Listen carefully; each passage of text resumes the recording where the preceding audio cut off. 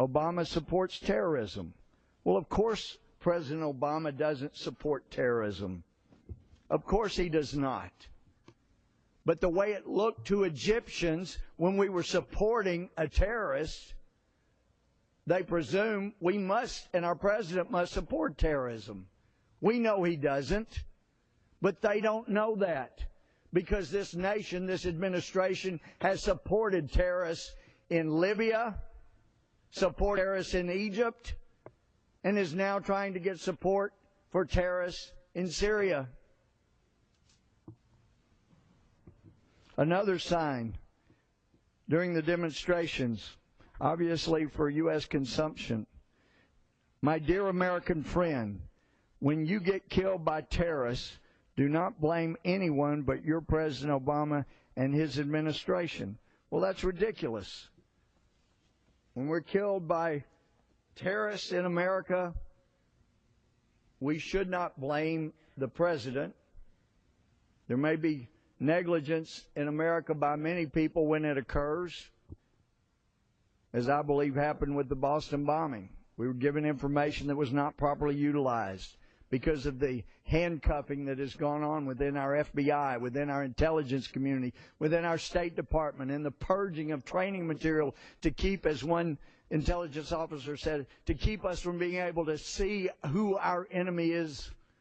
We have hurt ourselves in a terrible fashion in our ability to understand who wants to kill us. So I don't support any of these signs. I don't think they're proper. But I think it's important to understand what the people in Egypt are seeing and thinking so that we can give them the proper perspective on American people. This one is, you can't really read the whole thing, but it basically is making clear that this is not a coup, it's the people. Thanks to our great army supports our great revolution.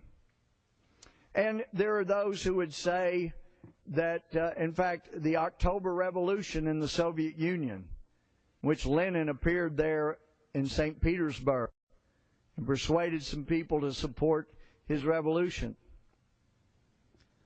But that revolution, that little gathering would not have done any good. Historians know it was not until Trotsky went across to the military, across the river, and I've been there, and he got up on something and he starts speaking eloquently to the military.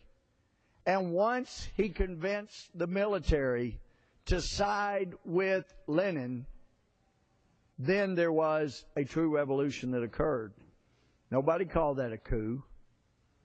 It was a small handful of people around Lenin rising up, but they convinced the military to support the October Revolution. And as a result, there was a revolution and not just a tiny little uprising, which it would have otherwise been without Trotsky's eloquence. So that's why it's important to understand when 33 million in Egypt rise up, this is not an in-house coup. This is the masses of a great country rising up to say, we yearn to be free, and we don't want a radical Islamist controlling our country. And it's important for people in the United States to understand